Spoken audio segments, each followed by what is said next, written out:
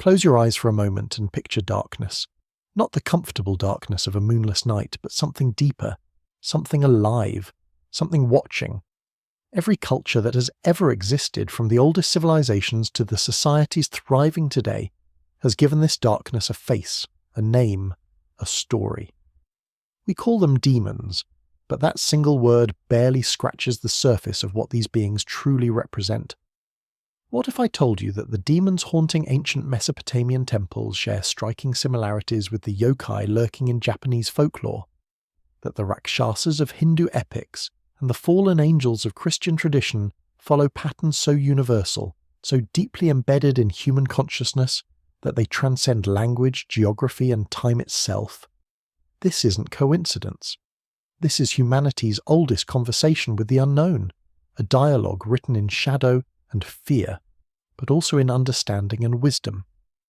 Today we're embarking on a journey unlike any other. We're travelling through time and across continents to meet the demons that have shaped civilizations, inspired nightmares, and revealed profound truths about the human condition. From the wind demons of ancient Sumeria to the shape-shifting Oni of feudal Japan, from the complex asuras of Hindu cosmology to the fallen angels cast from Christian heaven, we'll explore not just what demons are, but why every culture needs them. Because here's the truth that most people miss. Demons aren't just monsters invented to frighten children or control populations. They're mirrors, they're explanations. They're the personification of everything we fear, everything we don't understand, and everything we fight against both within ourselves and in the world around us. They represent chaos in the face of order, death stalking life, disease invading health, and the eternal question of why suffering exists. The study of demons, known as demonology, is more than a catalogue of supernatural terrors. It's an exploration of how different cultures have grappled with the fundamental problems of existence. Why do bad things happen to good people? What causes disease, disaster, and death? What lies beyond the veil of our everyday reality? And perhaps most importantly, what dark forces dwell within the human heart itself? Every demon we'll encounter today serves a purpose in its culture. Some explain natural phenomena that ancient peoples couldn't otherwise understand. Why does the wind sometimes bring sickness? Because demons ride the storm. Why do crops fail and children die? Because malevolent spirits have been offended. These weren't primitive superstitions. They were sophisticated attempts to make sense of a dangerous, unpredictable world. But demons also serve psychological functions that remain relevant even in our modern, supposedly rational age. They embody our shadow selves, the parts of our psyche we refuse to acknowledge. They externalize internal struggles, giving form to anxiety, rage, jealousy, and despair. When we tell stories about heroes battling demons, we're really exploring the eternal human struggle against our own worst impulses. What makes this tour fascinating is discovering both the differences and the similarities across cultures. A Mesopotamian demon and a Norse Draugr come from completely different worldviews, yet both share certain characteristics: shape-shifting, association with death, the ability to possess or influence humans, connection to specific locations or objects. These patterns repeat again and again, suggesting something fundamental about how human consciousness works. We'll visit 8 major mythological traditions, beginning where recorded civilization itself began, in ancient Mesopotamia, then travelling to the Indian subcontinent, east to Japan, west to Scandinavia, south to Africa, and into the heart of Christian Europe. Along the way, we'll uncover connections you never expected, challenge assumptions you didn't know you had, and perhaps discover that the demons of the past have far more to teach us than we might imagine. So settle in, turn off the lights if you dare. We're about to meet some of the most terrifying, fascinating, and ultimately revealing creatures ever conceived by human imagination. The demons are waiting, and they have stories to tell. Our journey begins in the land between 2 rivers, ancient Mesopotamia, where some of the earliest written records of human civilization also contain the earliest accounts of demons. The Sumerians, Akkadians, Babylonians, and Assyrians who inhabited this region didn't just believe in demons, they created an entire cosmology around them, a sophisticated system that would influence demon beliefs for millennia to come. In Mesopotamian thought, demons weren't necessarily evil in the way we might think today. The word we translate as demon comes from the Sumerian term maskim, or the Akkadian rabisu. But these words described spiritual beings that could be either beneficial or harmful. In fact, ancient spells sometimes call upon both good and evil demons, pleading with formulas like, "Get out, bad Rabisu, come in, good Rabisu."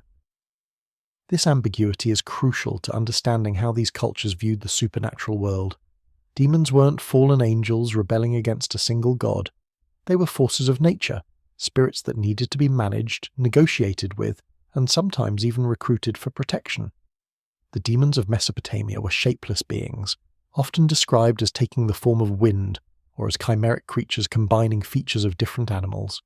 They were neither fully divine like the gods nor fully mortal like humans. Instead, they occupied a liminal space, a middle realm that made them both accessible and terrifying. These weren't distant cosmic entities, but immediate threats that could slip through windows on the night breeze, possess bodies, cause disease, ruin crops, and bring death. Let's meet some of the major players in this ancient demonic cast. First, there's Pazuzu, one of the most visually striking and culturally significant demons in Mesopotamian lore. Imagine a creature with a canine or leonine face, sometimes depicted with horns, possessing an emaciated human body with clawed hands, taloned feet, 2 sets of wings and a scorpion's tail. Terrifying, right? Yet Pazuzu was actually considered a protective demon. He was the king of the wind demons, particularly the southwestern wind that brought drought and locusts, but his fearsome power could be turned against other demons. Mesopotamians wore amulets bearing his image, and these amulets were inscribed with incantations that read, "I am Pazuzu, son of Hanbu, king of the evil demons. The mountains that I have crossed became trembling, the mighty winds that went against the west. One by one I broke their wings." The inscription reveals Pazuzu's role. He was so terrifying that other demons feared him. He became a guardian of households, particularly protecting pregnant women and infants from another demon we'll discuss shortly. His presence on amulets wasn't to ward him off, it was to invoke his protection. This is the paradox at the heart of much Mesopotamian demonology. The most fearsome powers could sometimes be your greatest defenders. Then there's Lamashtu, who might be considered a demonic goddess rather than a pure demon, a distinction that matters in Mesopotamian theology. She was described as having the head of a lion, the teeth of a donkey, naked breasts, a hairy body, hands stained with blood, long fingers and sharp nails, and the feet of a bird of prey. If that description alone doesn't send chills down your spine, her behaviour will. Lamashtu was blamed for miscarriages, stillbirths, infant death, and cot deaths. She was believed to drink the blood of babies and eat their flesh, and she could bring diseases that killed children and disrupted pregnancies.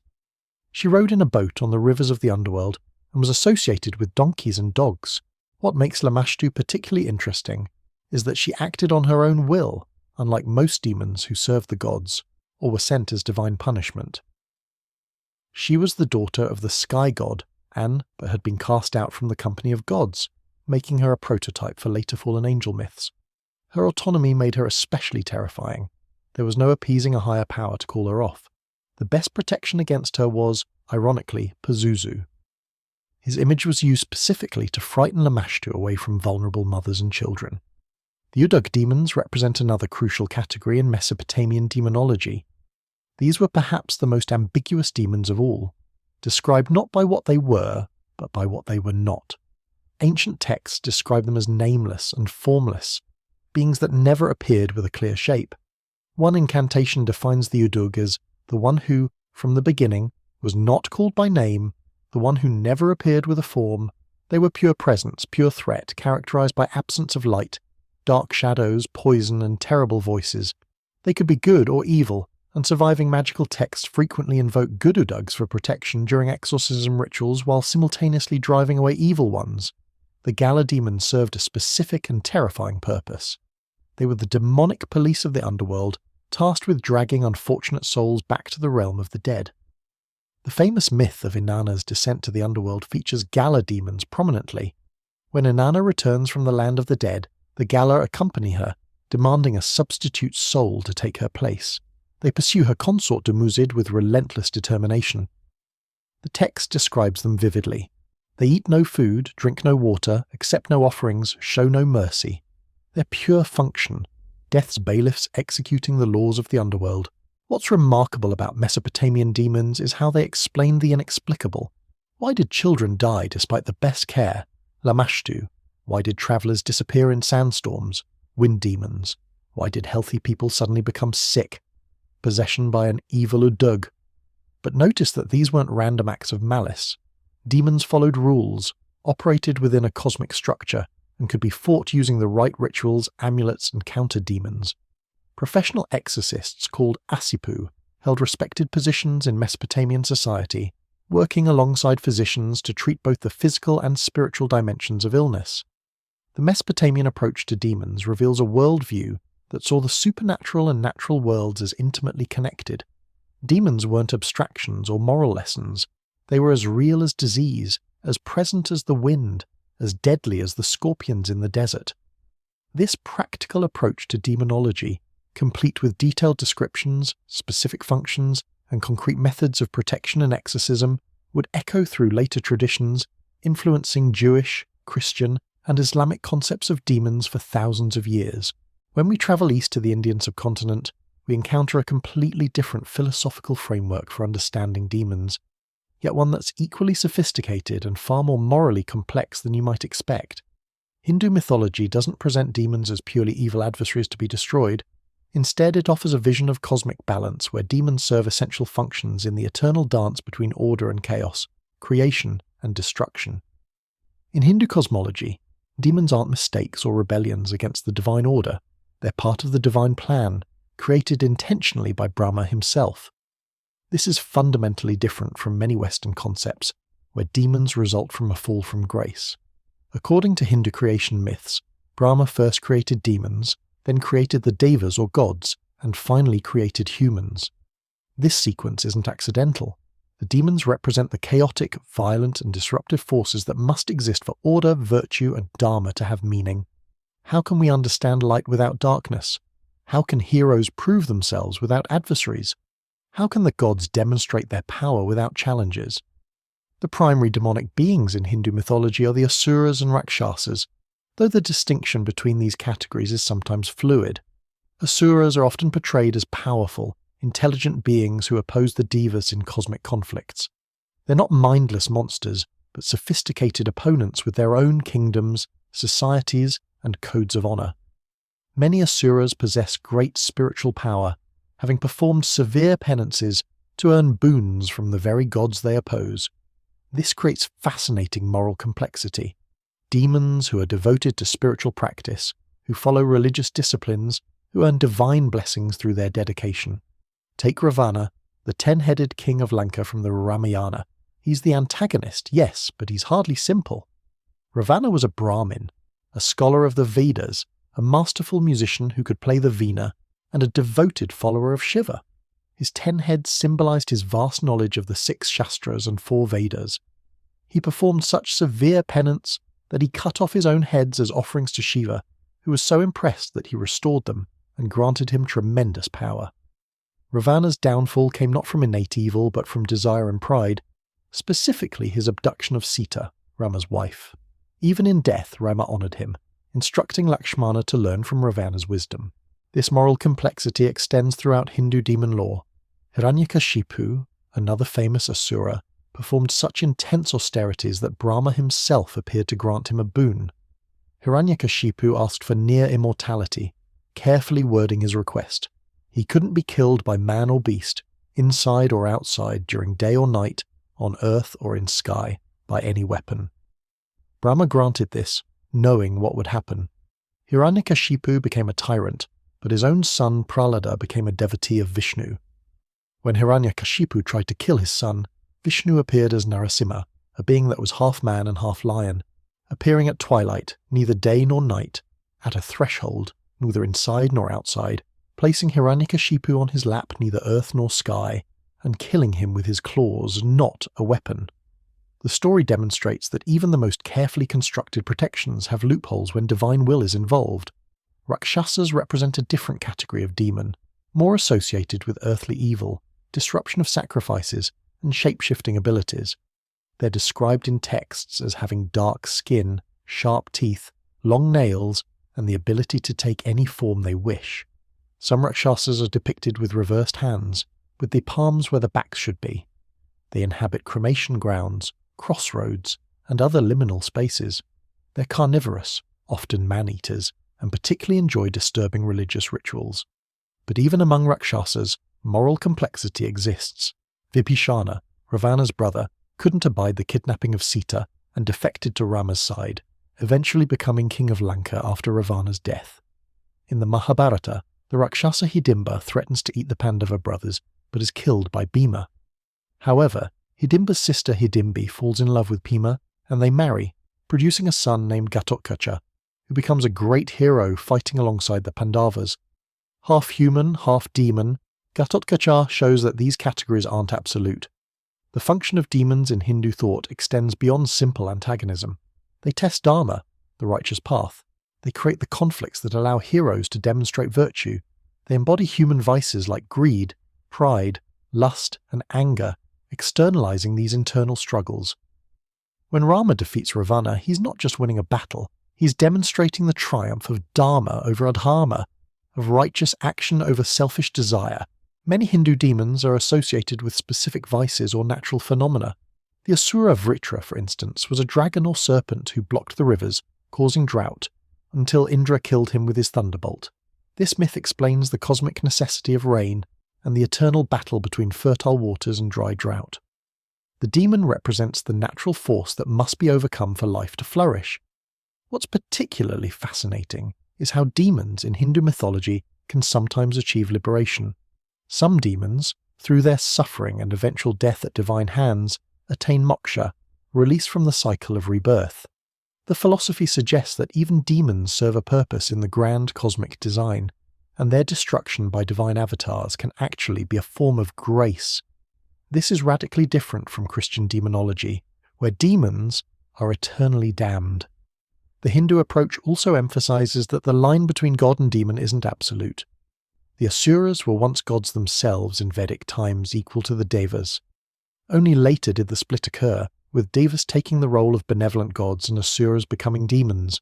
Even the word Asura shares etymological roots with Ahura in Zoroastrianism, where it refers to good divinities. This historical shift reminds us that categories like demon are culturally constructed and can evolve. Hindu demons are often depicted as beautiful, powerful, and cultured. They're not degraded or deformed. Many are described as handsome, wealthy, commanding great armies, and living in magnificent cities. Their kingdoms rival those of the gods in splendor. This makes them more complex adversaries. They fail not through weakness, but through their flaws, their inability to control desire, their pride, their violation of dharma despite having the knowledge and power to do otherwise. This tradition teaches that demons aren't the opposite of gods, but rather necessary counterparts in maintaining cosmic balance. Without Asuras to challenge the Devas, the universe would stagnate. Without Rakshasas to disrupt sacrifices, the value of properly performed rituals would diminish. The demons create the dynamic tension that keeps the cosmos alive and evolving. They're the necessary shadow that makes the light meaningful, the chaos that gives order its purpose, the darkness that defines the dawn. As we journey to the Japanese archipelago, we enter a world where the boundaries between demon, spirit, monster, and ghost blur into a fascinating spectrum of supernatural beings known collectively as yokai. This is a mythology that embraces ambiguity, where creatures can be simultaneously terrifying and pitiable, dangerous and helpful, ancient and constantly evolving. At the heart of this supernatural world stand the Oni, iconic demons whose image has become synonymous with Japanese folk horror. The word yokai itself captures this ambiguity perfectly.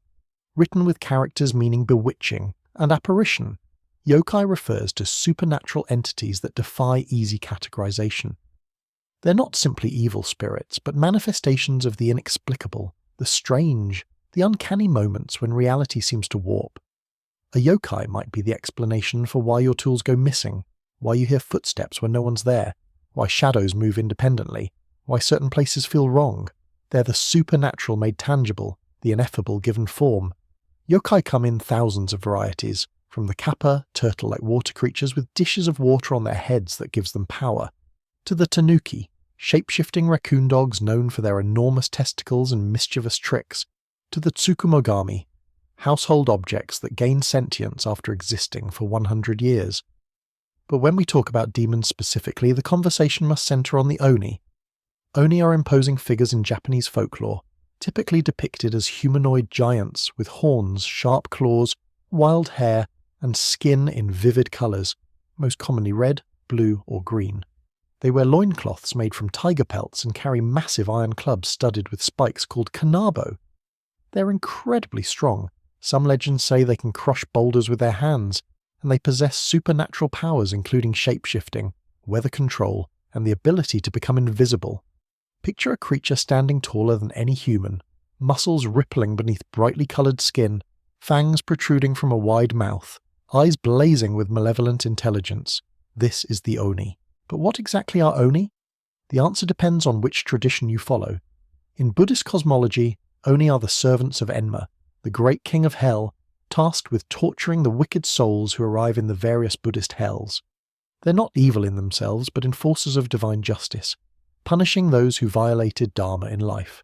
However, some Oni aren't born in hell but on earth, transformed from living humans whose wickedness was so profound that they mutated into demonic form before death. These earthbound Oni don't serve Enma directly, but roam the world causing destruction, attacking travellers, devouring humans, and spreading chaos. The transformation into an Oni typically happens through extreme emotion or transgression. Someone consumed by rage, jealousy, or hatred might transform, their evil warping their physical form. This is particularly common in stories about women, where the Oni form is called Hanya when depicting females who transformed through jealousy. The famous No theatre masks showing women with horns, sharp teeth, and furious expressions capture this moment of transformation when human emotion becomes so intense it manifests as physical monstrosity. One of the most famous Oni legends is that of Shuten Doji, the king of Oni who lived on Mount U during the Heian period. Young noblewomen kept disappearing from the capital, and the diviner Abe no Seimei revealed that Shuten Doji was kidnapping and devouring them.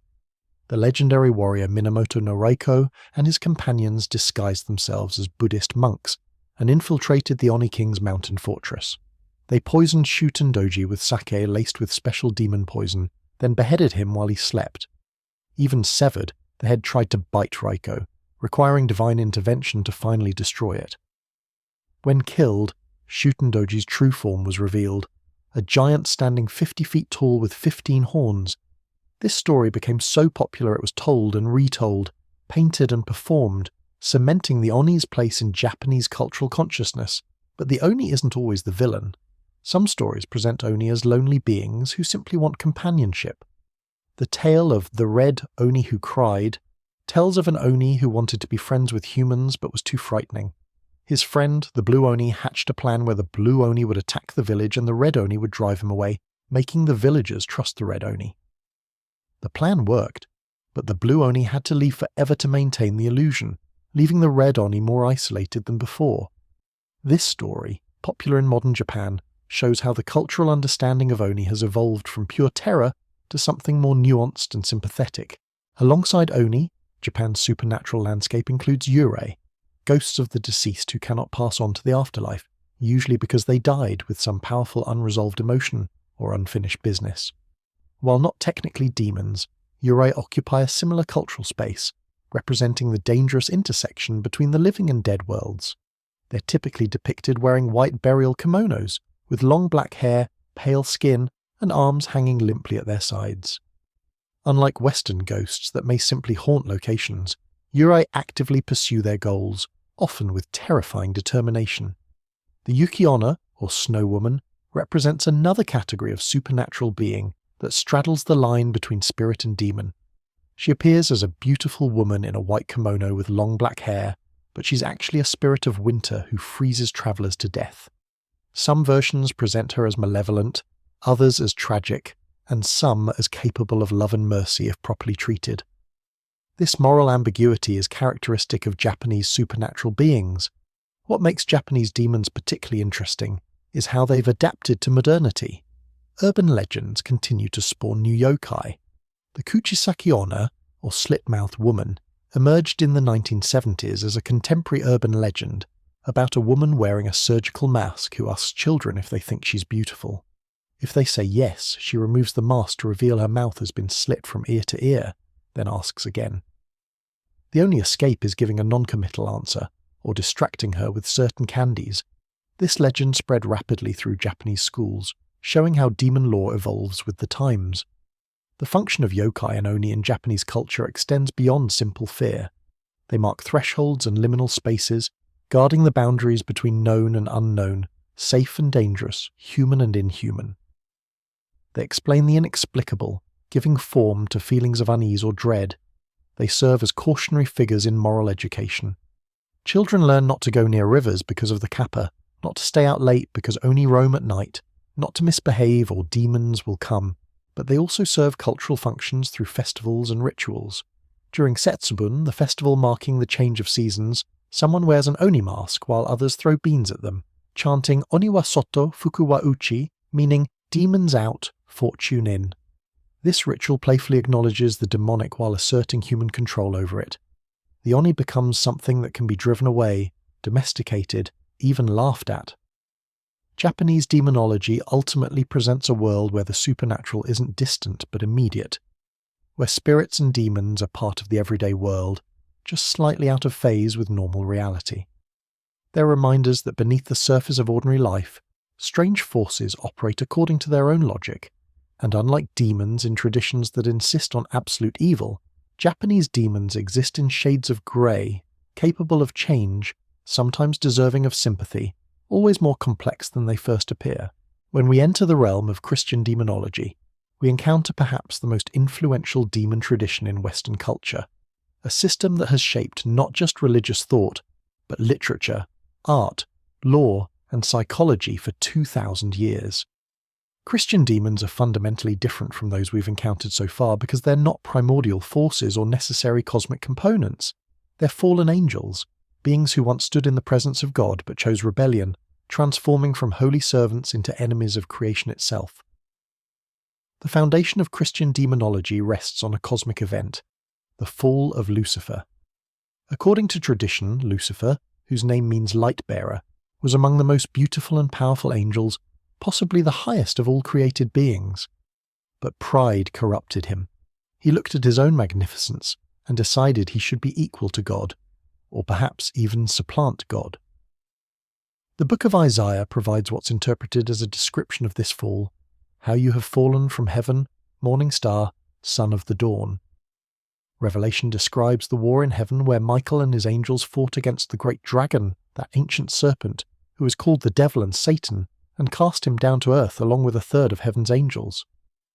This narrative establishes several crucial elements that distinguish Christian demons from others. First, demons are inherently evil, not ambiguous. They have no redemption, no possibility of return to grace.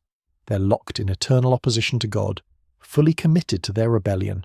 Second, they're personal beings with intelligence, will, and emotion, not impersonal forces. They scheme, they tempt, they hate. Third, they're organized into a hierarchy, mirroring the angelic ranks they once belonged to, with Satan as their leader. The development of this hierarchical structure is fascinating. Medieval theologians, building on biblical hints and their own systematizing impulse, constructed elaborate taxonomies of demons. One influential schemer identified 9 orders of demons corresponding to the 9 orders of angels: seraphim, cherubim, thrones, dominions, virtues, powers, principalities, archangels, and angels.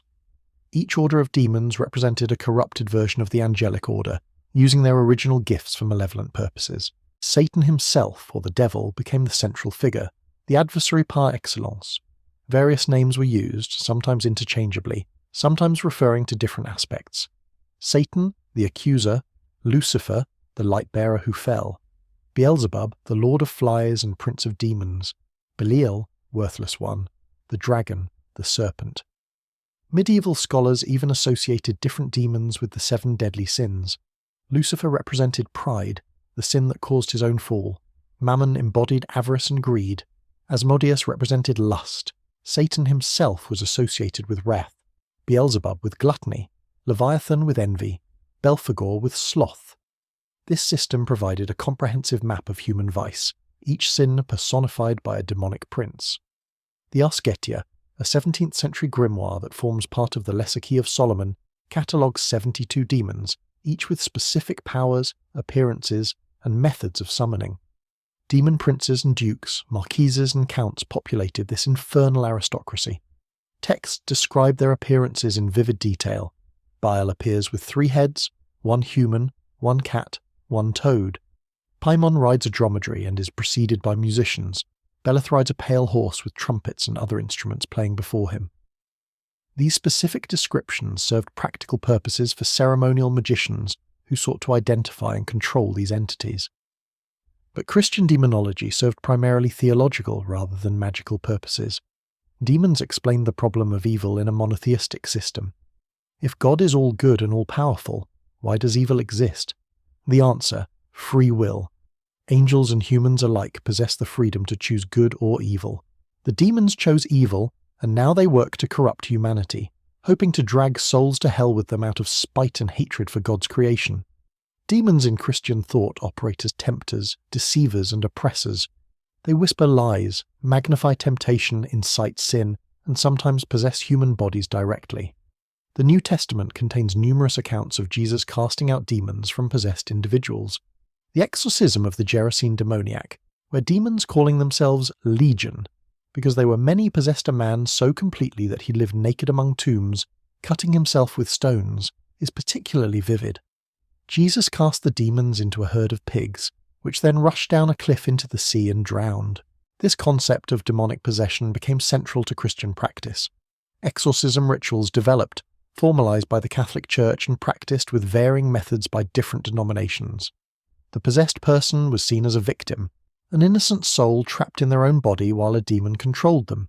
The exorcist, typically a priest, would command the demon to identify itself, then order it to depart in the name of Jesus Christ.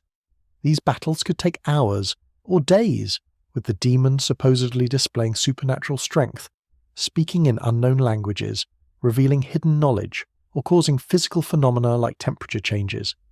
Medieval Europe saw demon belief reach its zenith, or perhaps nadir depending on your perspective. Everything from disease to bad weather could be attributed to demonic influence. The witch trials of the 15th through 17th centuries were built on the belief that demons could grant humans supernatural powers in exchange for their souls. Thousands, perhaps hundreds of thousands, were executed based on confessions, often obtained through torture, of consorting with demons. The Witches' Sabbath, where witches supposedly gathered to worship Satan, became a fixture of the cultural imagination, though historians now recognize it as largely a projection of authorities' fears rather than reality. Theological debates about demons became remarkably detailed. Do demons have physical bodies? Augustine argued they didn't, being purely spiritual beings, though they could manipulate matter to create illusions of physical form. Could demons reproduce? Most theologians said no. Being incorporeal, though some argued succubi could collect semen from men and incubi could impregnate women with it, thus acting as intermediaries, can demons know the future? No, as only God is omniscient, but their long experience and keen observation let them make educated guesses. Can demons read minds? Not directly, but they can observe behavior and deduce thoughts. What's crucial to understand is that Christian demonology wasn't an isolated system. It absorbed and reinterpreted earlier traditions. Many pagan gods were recast as demons. Pan, the Greek god of the wild, contributed his horns and goat legs to the popular image of the devil. Local spirits and folk beliefs were Christianized as demons. This syncretism explains why Christian demon lore is so rich and varied. It's a palimpsest with earlier traditions still visible beneath Christian overlay.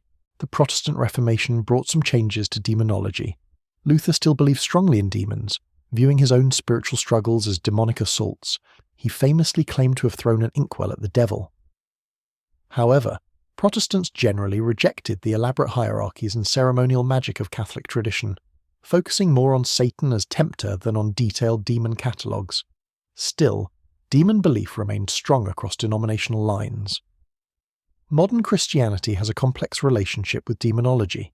Some denominations downplay or spiritualize demon beliefs, treating them as metaphors for evil rather than literal entities.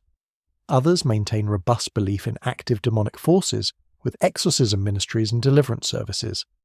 Charismatic and Pentecostal movements often emphasize spiritual warfare against demons.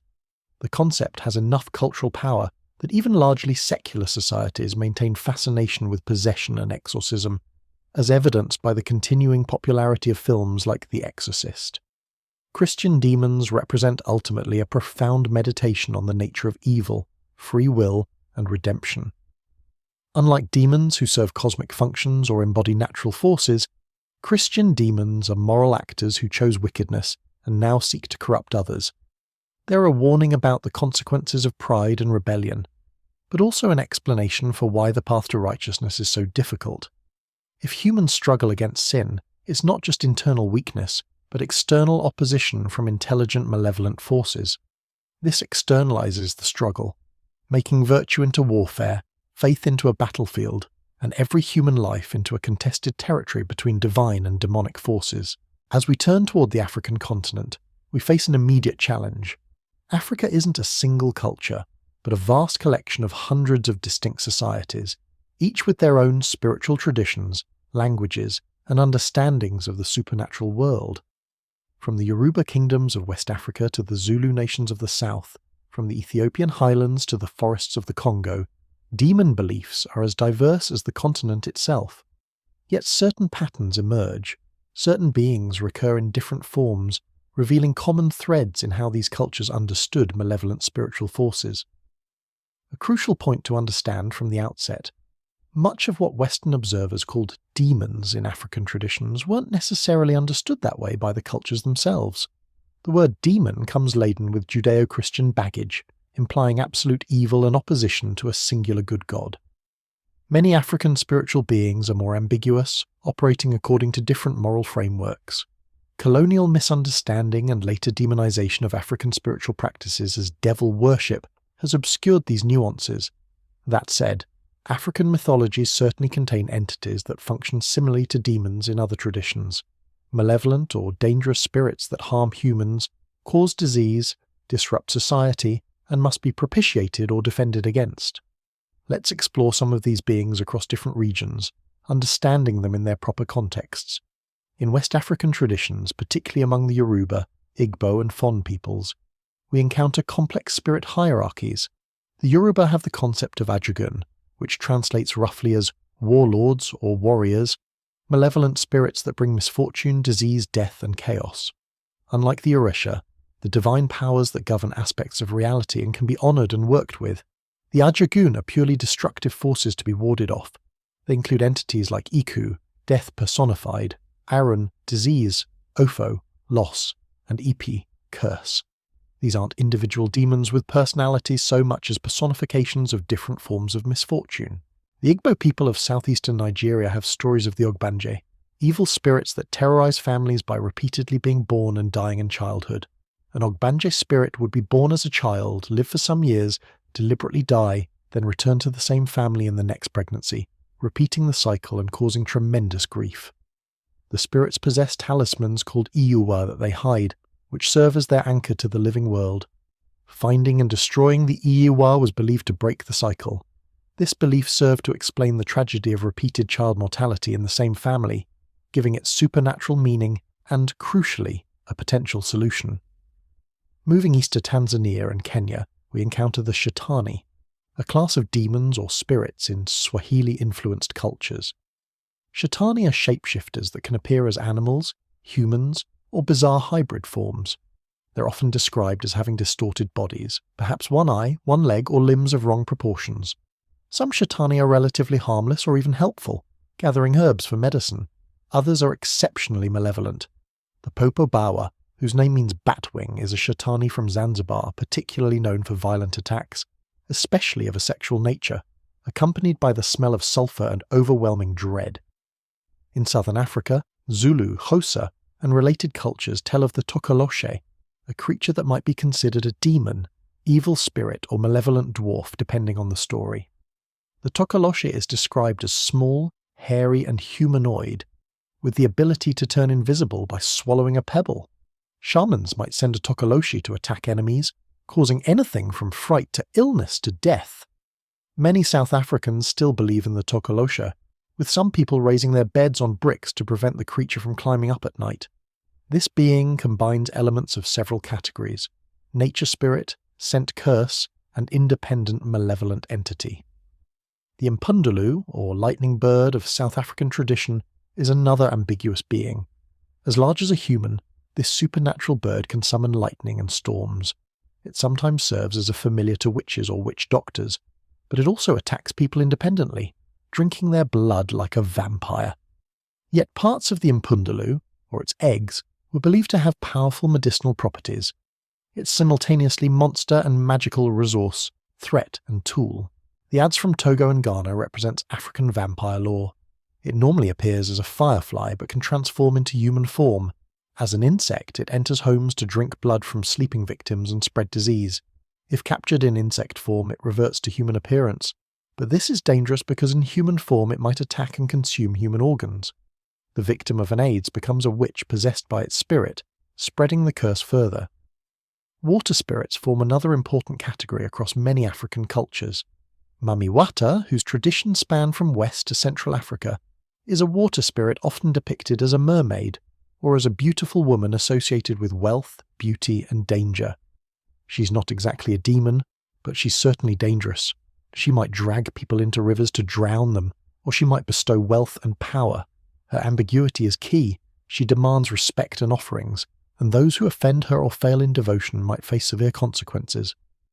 The emphasis on ancestral spirits in many African traditions creates an interesting category of potentially malevolent entities. Ancestors are generally protective of their descendants when properly honoured, but neglected or offended ancestors can become dangerous. They're not demons in the classic sense, but the harmful actions of displeased ancestors filled similar functions in explaining misfortune and enforcing proper behaviour.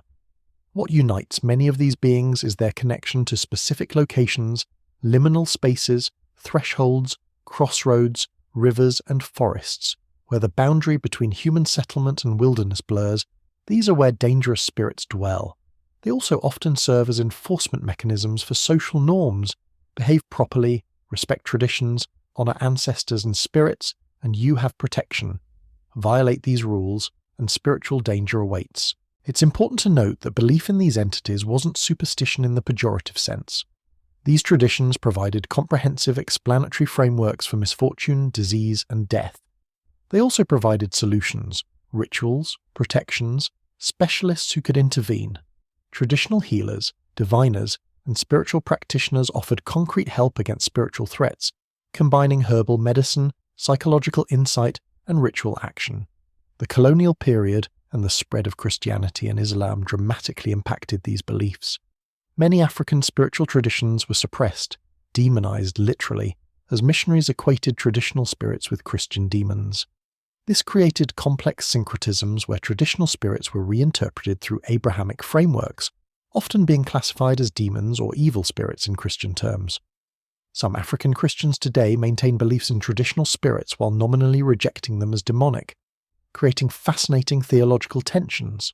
Modern Africa shows great diversity in demon beliefs. Urban areas often see traditional beliefs fade or transform, while rural areas may maintain stronger connections to ancestral spiritual frameworks. Evangelical Christianity has introduced Western demonology concepts, including spiritual warfare doctrines that recast traditional spirits as demons to be battled. Meanwhile, traditional religions continue in various forms, sometimes blending with Christianity or Islam in unique ways. The lesson from African demonology is that evil spirits or demons aren't universal constants, but culturally specific responses to human needs. The need to explain suffering, the need to enforce social order, the need to make sense of death, the need to provide healing and protection. The vast diversity of African demon beliefs reminds us that these concepts are human constructions, real in their effects even if their forms vary tremendously across cultures. As we journey to Scandinavia, we encounter something unexpected, a mythology that doesn't actually have demons, at least not in the way most other traditions do.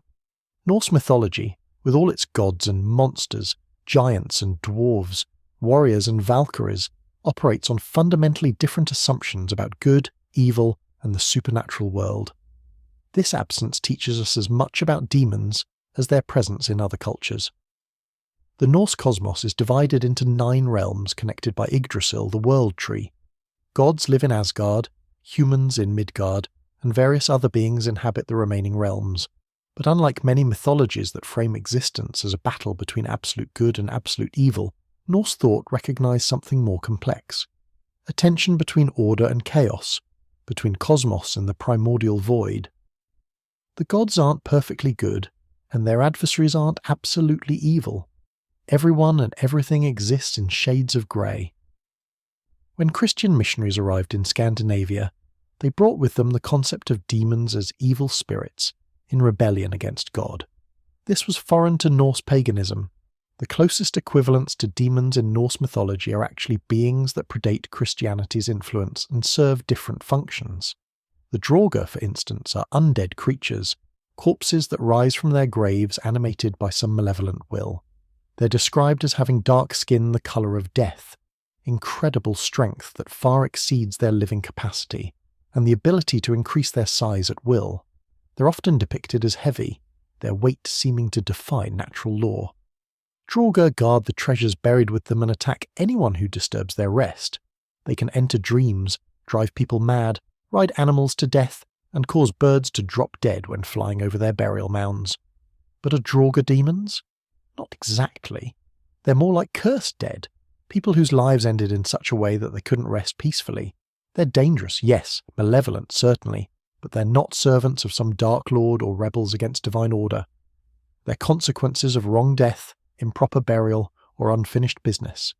They're localized threats, specific to particular burial sites, not cosmic forces of evil.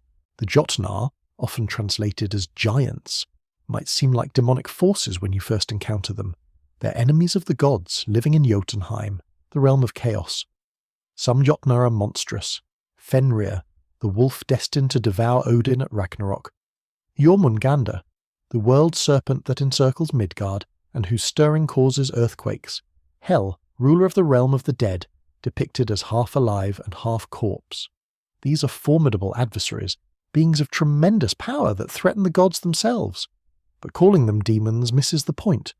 The Jotnar represent primordial forces, chaos, the wilderness beyond civilization, the destructive power of nature. They're not evil in a moral sense. Many Jotnar are actually quite reasonable, even friendly. The gods regularly interact with them, sometimes in conflict, but often in other ways. Thor's mother was a Jotun. Odin himself consulted with Jotnar for wisdom. The goddess Freya married one. The boundaries between gods and Jotnar aren't absolute. Consider Loki, perhaps the being in Norse mythology that comes closest to a demonic role. Loki is a blood brother to Odin, counted among the Aesir gods despite being of Jotnar heritage. He's a trickster, a shapeshifter, the father of monsters, Fenrir, Jormungandr, and Hel. His schemes cause endless trouble for the gods. He's responsible for the death of Balder, the most beloved of the gods, through trickery and malice. Eventually the gods bind him in chains, where his writhing causes earthquakes, and he'll break free at Ragnarok to sail against them with an army of the dead. Yet even Loki isn't simply evil. Many of his tricks benefit the gods as much as harm them. When the gods need the walls of Asgard built but can't afford the price, Loki's scheme allows them to get the work done and keep their payment. When Thor's hammer is stolen, Loki helps recover it. He's chaotic, often malevolent, but he's also clever and sometimes necessary. He represents the useful aspects of chaos, innovation, change, even as he embodies its dangers. The creatures that might most resemble demons in function are probably beings like the Mara, nightmare spirits that sit on sleeping people's chests, causing bad dreams and difficulty breathing. But even these are more supernatural pests than cosmic threats. They're individual nuisances, not organized forces of evil. So why doesn't Norse mythology have demons? Partly it's because the Norse worldview didn't split existence into good versus evil in the absolute sense required for demon mythology. The gods themselves could be capricious, violent, and morally questionable. Odin, the Allfather, was the god of wisdom, but also of war, death, and sorcery. He sacrificed one eye for knowledge, hung himself on Yggdrasil for 9 nights to gain the runes, and regularly sent the Valkyries to choose who would die in battle. Thor was brave and strong, but also quick-tempered and sometimes foolish. These aren't paragons of perfect virtue. Similarly, their adversaries weren't perfectly evil. The conflict between gods and Jotnar wasn't about morality, but about order versus chaos, a tension necessary for existence itself. Without the Jotnar, there would be no dynamic balance, no change, no story. Ragnarok, the prophesied end of the world, sees gods and Jotnar destroy each other in mutual annihilation, suggesting equivalence rather than one side being righteous and the other damned. Another reason is the Norse acceptance of fate. The Norns, 3 giantesses, control the destinies of gods and humans alike. Events are woven into fate, including Ragnarok. If everything is fated, there's less conceptual space for the kind of free moral choice that makes demons demons in Christian thought. Beings might be destructive, but they're fulfilling their nature, playing their role in the cosmic drama. When Christianity arrived, it had to reconcile this worldview with its own. Many Norse supernatural beings were recast as demons in Christian terms. The Jotnar became demons or devils. Loki was equated with Satan. The old gods themselves were sometimes reframed as demons deceiving the people. But this was a forced translation, imposing Christian categories onto a system that worked differently. What can we learn from the absence of demons in Norse mythology? Perhaps that demons aren't universal necessities, but specific cultural responses to particular theological problems. In a polytheistic system, without absolute good and evil, without original sin, without a single all-good God who must be protected from blame for evil's existence, there's less need for demons. The chaos forces, the dangerous beings, the threats to order can simply exist as aspects of a complex cosmos, without requiring the elaborate theological scaffolding that demons provide in monotheistic systems. The Norse approach suggests that not all dangerous supernatural beings need to be moral agents choosing evil. Some can simply be forces of nature, aspects of chaos, necessary components of a balanced cosmos. This is perhaps closer to the Mesopotamian or Hindu views than to Christian demonology, recognizing that order requires chaos to exist, that destruction enables creation, that death makes life meaningful. After touring these vastly different mythological landscapes, a pattern emerges. Despite originating in cultures separated by thousands of miles and thousands of years, despite arising from completely different religious frameworks and worldviews, demons share remarkable similarities. These commonalities aren't coincidence or simple cultural diffusion. They reveal something fundamental about human psychology and how we process threat, meaning, and the unknown. Let's start with the most obvious pattern, shape-shifting. From Mesopotamian wind demons that could take any form to Japanese oni that disguise themselves as beautiful women, from Hindu rakshasas that become animals or humans at will, to Norse Jotnar that transform constantly, demons across cultures refuse to stay in one shape. Why? Because shape-shifting embodies a fundamental fear. You can't trust your perceptions. The beautiful woman might be a demon. The friend might be possessed. The shadow in the corner might be alive. This uncertainty creates deeper dread than any fixed monster, because it means nowhere is safe. No one is beyond suspicion. Shape-shifting also serves narrative functions. It allows demons to infiltrate protected spaces, to test heroes' discernment, to represent the deceptive nature of evil. In Hindu texts, rakshasas use their shape-shifting to disrupt sacrifices by taking forms that make them indistinguishable from legitimate participants. In Japanese folklore, fox spirits and tanuki trick humans by appearing as people. The Christian devil is described as appearing as an angel of light. This consistent motif tells us that demons aren't just about physical danger, but about epistemological danger. They threaten our ability to know truth. The connection to death and the underworld represents another near-universal pattern. Mesopotamian Gala demons drag souls to the underworld. Hindu Yama rules the dead. Japanese Oni serve as hell's torturers. Christian demons were cast down to hell. African spirits often dwell in liminal spaces between life and death. Even Norse Draugr are literally undead. This association makes psychological sense. Demons embody our fears, and death is the ultimate fear. By connecting demons to death realms, cultures create beings that carry the full weight of mortality's terror.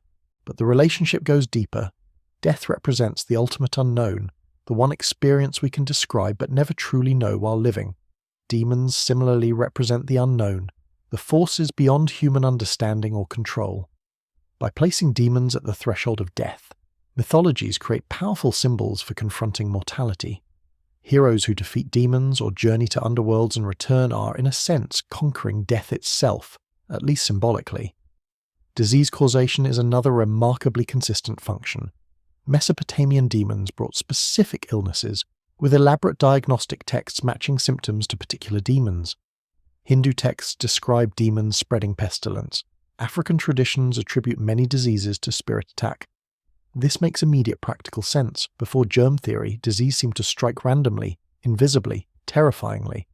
Demon possession or attack provided an explanation that preserved human dignity. You're not sick because you're weak, but because a powerful supernatural force attacked you, and it offered hope.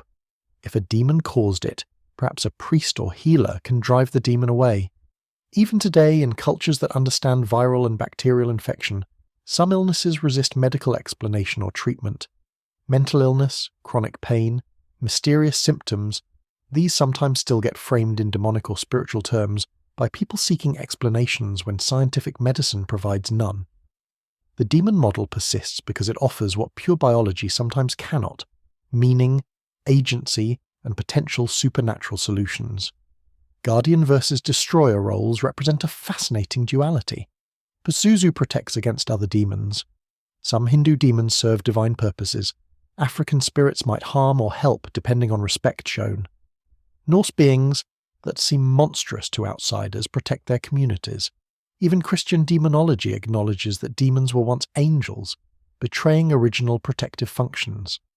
This pattern suggests that the concept of demons incorporates both threat and protection, recognizing that power itself is neutral, capable of harm or help depending on how it's wielded. This duality might reflect human ambivalence about power generally. Kings can protect or oppress. Fire warms or burns. Knowledge enlightens or deceives. By creating demons that sometimes protect, sometimes destroy, cultures acknowledge that supernatural power mirrors natural power in its moral ambiguity, except in strictly dualistic systems like late Christian demonology that demand absolute good and evil.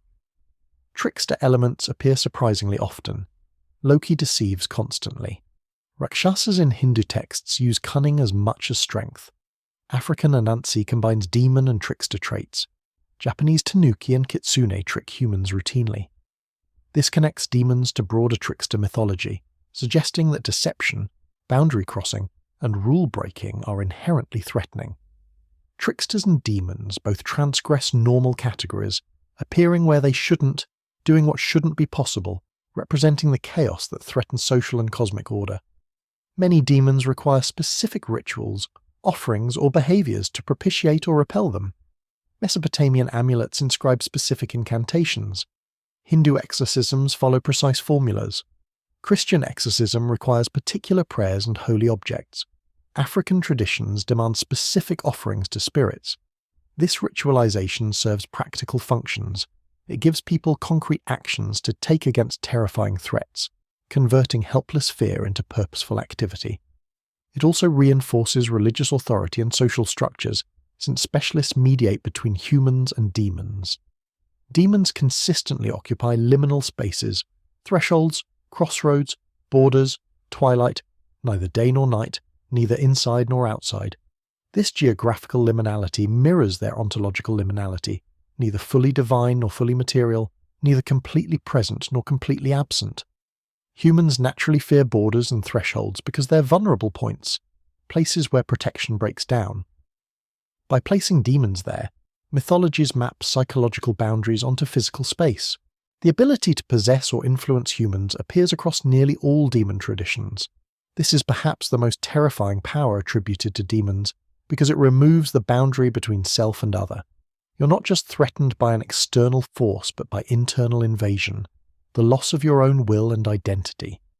Possession narratives express profound fears about mental illness, loss of control, and the fragility of selfhood.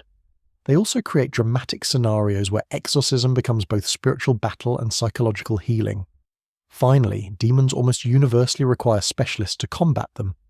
Mesopotamian exorcists, Hindu Brahmins, Christian priests, African witch doctors, these figures possess knowledge and power that ordinary people lack. This pattern reinforces the idea that demons represent forces beyond normal human capacity to handle, requiring supernatural or specialized knowledge. It also creates social roles and maintains religious authority structures. These patterns reveal that demons, whatever their specific forms, serve common functions in human culture. They explain suffering and misfortune. They embody fears, particularly of death, disease, deception, and loss of control. They provide targets for anxieties that might otherwise have no focus. They create opportunities for dramatic narratives where heroes confront evil. They reinforce social norms and religious authority. They mark boundaries, physical, social, moral, and metaphysical. And perhaps most importantly, they prove that danger can be understood, named, and potentially defeated. Understanding what demons do in mythology is one thing. Understanding why humans create them is another.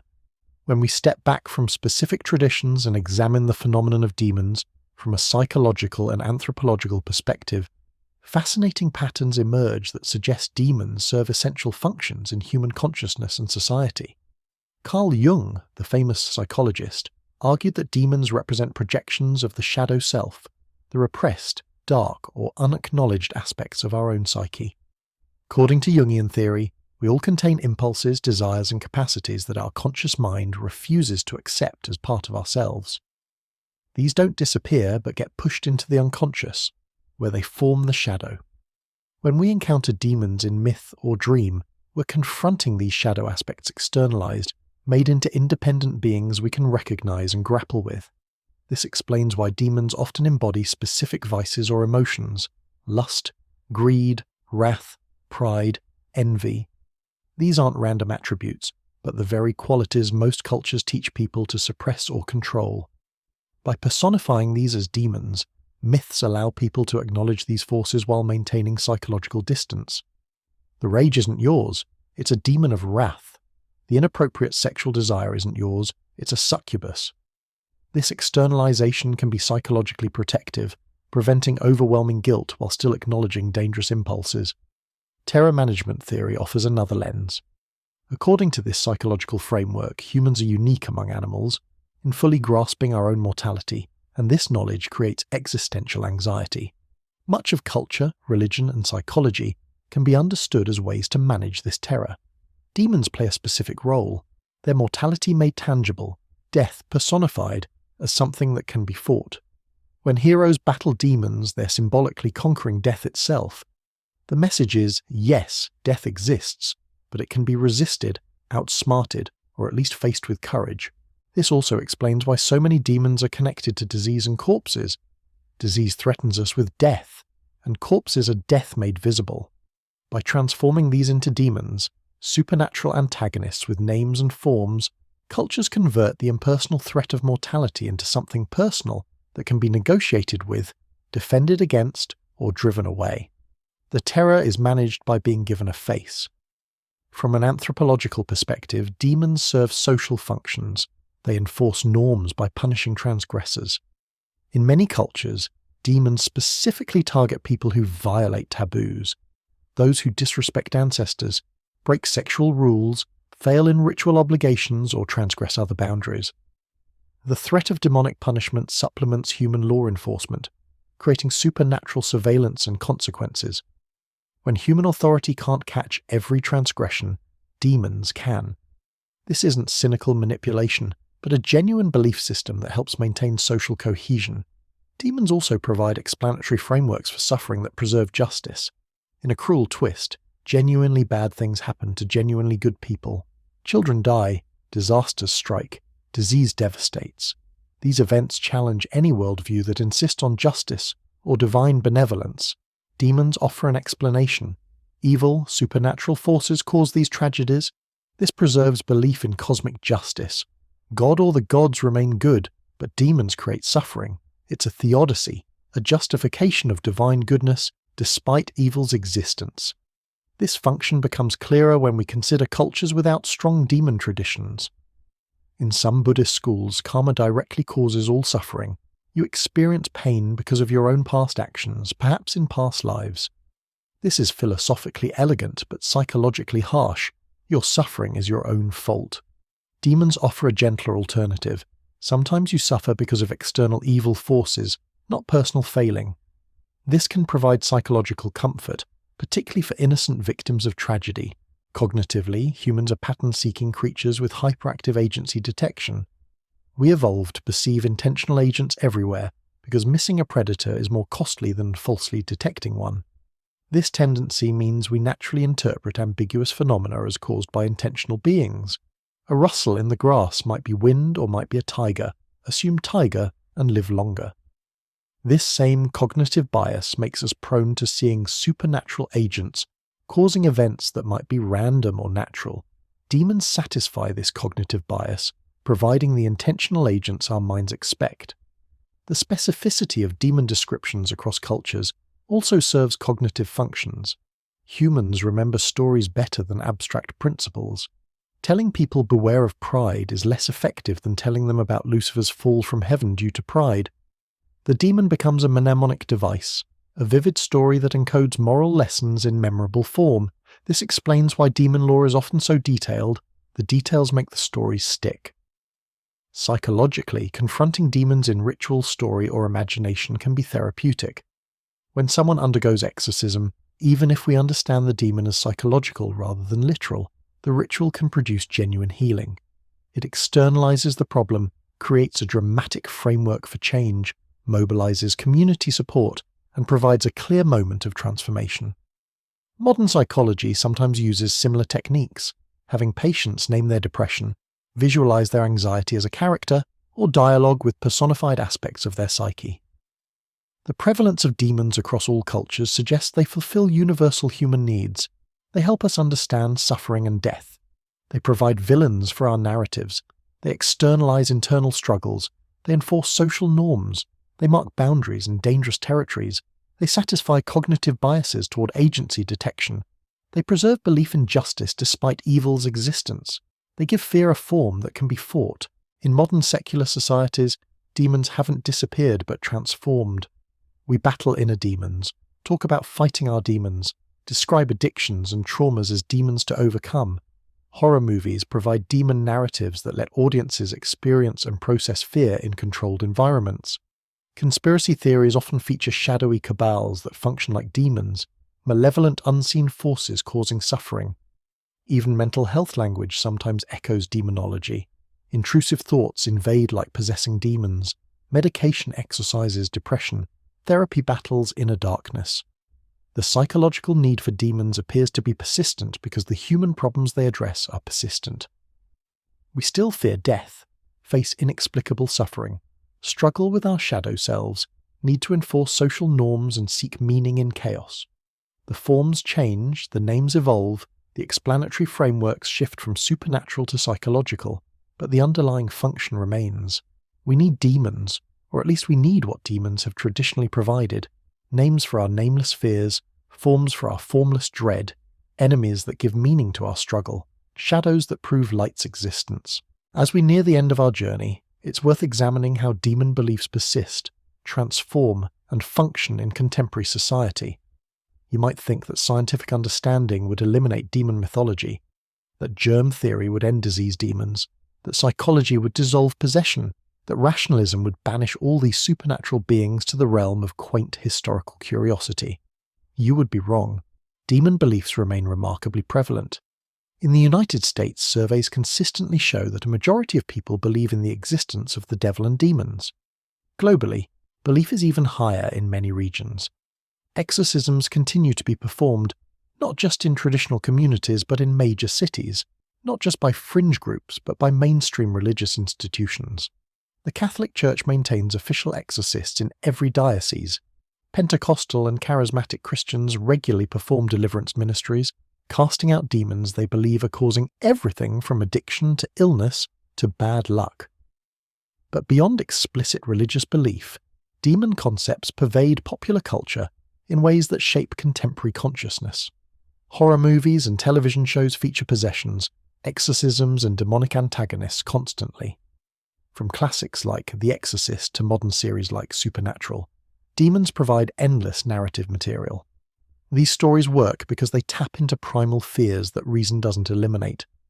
Watching demon possession on screen produces visceral reactions: dread, unease, fear, proof that something about these narratives still resonates psychologically even for people who intellectually reject supernatural demons. Video games have enthusiastically adopted demon mythology. From Doom, where you battle demons from hell, to Diablo, where demons threaten to destroy the world, to countless role-playing games featuring demonic adversaries, interactive media uses demons as perfect antagonists, utterly evil so you can destroy them guilt-free, powerful so they provide challenge, diverse so they offer variety, and deeply embedded in collective mythology so players instantly understand what they represent. Comic books and graphic novels feature demons extensively. Hellboy fights demonic forces. Constantine battles demons using occult knowledge.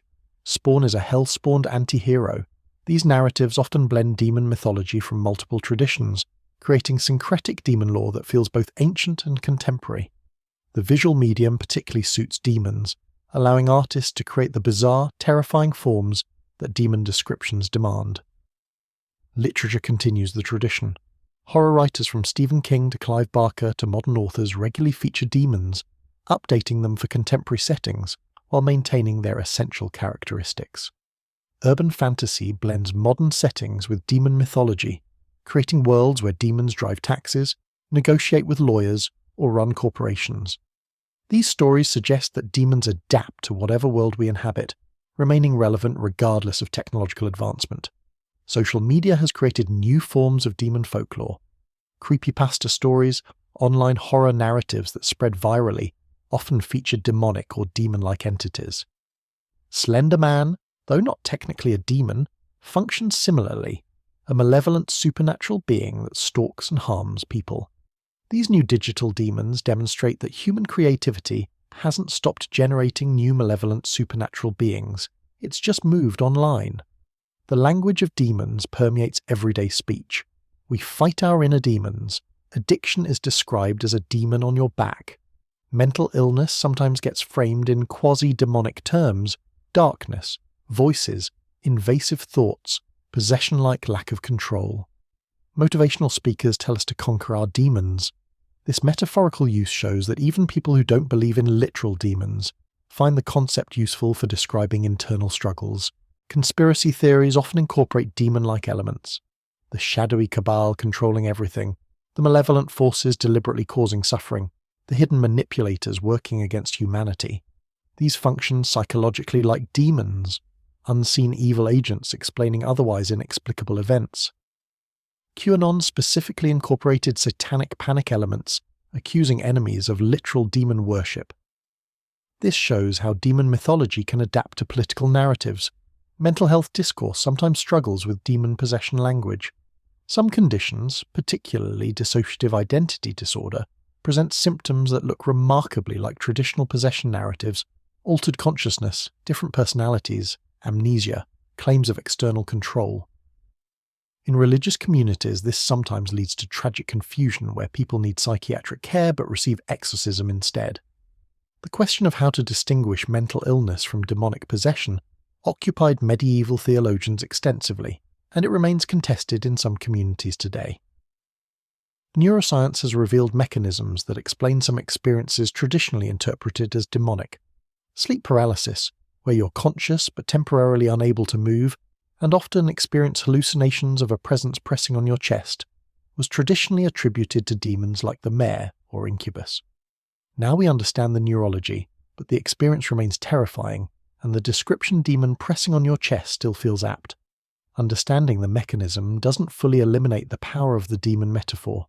Similarly, studies of temporal lobe epilepsy show it can produce intense spiritual or demonic experiences, sensing presences, hearing voices, feeling profound evil or holiness, out-of-body experiences. Some researchers suggest that many historical demon possession cases might have been epilepsy, but this doesn't fully explain the phenomenon. Why does epilepsy produce experiences that feel demonic? Why does the brain, when malfunctioning, default to these particular narratives? Cross-cultural studies of possession show interesting patterns. The specific content of possession experiences matches local demon mythology. In Christian contexts, people experience Christian demons speaking Latin or identifying as biblical devils. In Hindu contexts, they experience Hindu demons or spirits. In secular settings, people might experience alien possession or other culturally available alternatives. This suggests possession experiences are genuine altered states of consciousness shaped by cultural expectations. The brain fills in details from available mythology. The continuing appeal of demons in modern horror and entertainment suggests they address enduring psychological needs. Modern life, for all its safety and understanding, still contains uncertainty, suffering, and fear. We still face death, still experience mental darkness, still encounter inexplicable evil in the form of violence and cruelty. Demons provide metaphors for these continuing realities. They let us externalize and dramatize internal struggles. They give form to formless dread. Some argue that eliminating literal demon belief while retaining only metaphorical understanding represents psychological progress. We can acknowledge inner demons without believing in supernatural entities, gaining psychological insight without supernatural baggage.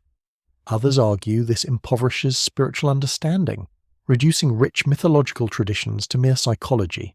Both perspectives have merit. The metaphorical demons of modern therapy descend from the literal demons of traditional religion, but they function differently, shaped for secular contexts. What seems clear is that demons, in some form, remain necessary for human consciousness.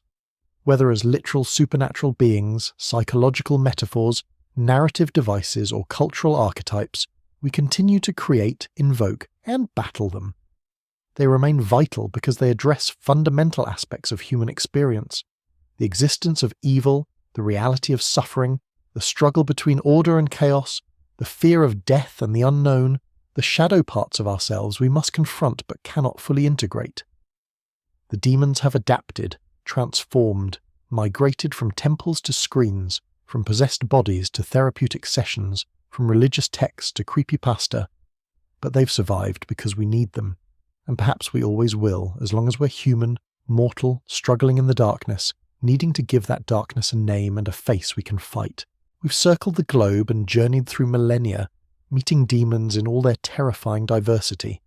From the wind demons of ancient Mesopotamia to the Oni of Japan, from the asuras of Hindu cosmology to the fallen angels of Christianity, from the varied spirits of African traditions to the chaos beings of Norse mythology. We've seen how different cultures imagine the forces that threaten, corrupt, and destroy. But we've also seen deeper truths. Demons aren't just monsters in old stories. They're mirrors reflecting our deepest fears, teachers showing us the boundaries we dare not cross, shadows proving that light exists. They're humanity's oldest attempt to understand suffering, to explain evil, to map the territories of danger, both external and internal. Every demon we've encountered tells us something profound about the culture that created it, and something universal about human consciousness itself. The Mesopotamians showed us that demons can be ambiguous, neither purely evil nor purely good, forces that must be managed rather than simply destroyed. Hindu tradition taught us that demons serve cosmic purposes, that adversaries make heroes possible, that the universe requires darkness to balance light. Japanese yokai demonstrated that the supernatural exists on a spectrum, from mildly mischievous to genuinely terrifying, with most beings falling somewhere in between. Christian demonology revealed how fallen angels can embody the tragedy of wasted potential, the horror of eternal rebellion against goodness itself. African traditions reminded us that spirits must be understood in their cultural contexts, not reduced to Western categories. Norse mythology showed us that not every culture needs demons, that chaos and order can coexist without absolute moral categories. Across all these traditions, we've found common threads. Demons shapeshift because we fear deception. They bring disease because we fear death. They possess because we fear losing ourselves. They dwell in liminal spaces because we fear boundaries and thresholds. They can sometimes be protective because power itself is morally neutral. They require specialists to combat them because some threats exceed ordinary human capacity. What have we learned about ourselves from studying demons? Perhaps that we're creatures who need to externalize internal struggles to understand them. We need to give our fears form and name so we can fight them. We need villains in our narrative so heroes can demonstrate virtue. We need explanations for suffering that preserve meaning and justice. We need boundaries marked and enforced. We need shadows to appreciate light. The persistence of demons across every culture suggests they answer fundamental human needs. Scientific understanding hasn't eliminated them but transformed them. We still speak of battling demons. We just locate them internally now rather than externally. We still experience possession. We just call it mental illness or addiction. We still perform exorcisms, we just call them therapy or interventions. The forms change, but the function remains. In confronting demons, whether literal supernatural beings or metaphorical internal struggles, we're engaging in one of humanity's oldest activities, the struggle to define ourselves against opposition, to maintain order against chaos, to insist on meaning in a universe that often seems meaningless, to face death and suffering with courage rather than despair. The demons test us, challenge us, force us to prove who we are and what we believe. Maybe the deepest truth about demons is that they reveal our own nature. We create demons that reflect our specific fears, our particular vices, our unique cultural anxieties. The demons of one era might be the heroes of another. The supernatural evil of one culture might be the protective spirit of another. Demons prove that good and evil, though we experience them as absolute, are actually constructed through culture, context, and perspective. This doesn't mean abandoning moral categories or claiming everything is relative. It means recognizing that how we imagine evil shapes, how we combat it, how we name demons determines how we exercise them, how we frame suffering influences how we endure it. The demons we create reflect both our fears and our values. They show us what we're afraid of and what we're willing to fight for. As we return from this journey through demon-haunted worlds, perhaps we should thank the demons. Not worship them, not fear them excessively, but acknowledge their function in human consciousness. They've protected us by marking danger. They've taught us by embodying what not to be. They've united us against common enemies. They've given form to formless dread. They've made suffering bearable by making it meaningful. They've let us externalize internal darkness so we could see it clearly enough to confront it. The demons are still with us, and they always will be. In horror movies and nightmares, in addiction and mental illness, in moments of moral struggle and existential dread, in the shadows at the edge of consciousness. But now, having met demons from every mythology, having understood their patterns and functions, having seen how different cultures imagine them, perhaps we can face them with deeper wisdom. We know they're part of being human. We know they serve purposes. We know they can be understood, named, and in their own way, even honoured for the role they play in making us who we are. Thank you for joining me on this journey through the world's demon mythologies. If you found this fascinating, if you learned something, if you see demons differently now, hit that like button and subscribe to the channel. Drop a comment telling me which demon tradition intrigued you most, or share demon stories from your own cultural background. The conversation doesn't end here. Every culture has demons, and every person battles their own. Together, we can continue exploring these shadows, understanding them better, and perhaps becoming a little braver in facing them. Until next time, may your demons be manageable, your battles worthwhile, and your light strong enough to cast interesting shadows.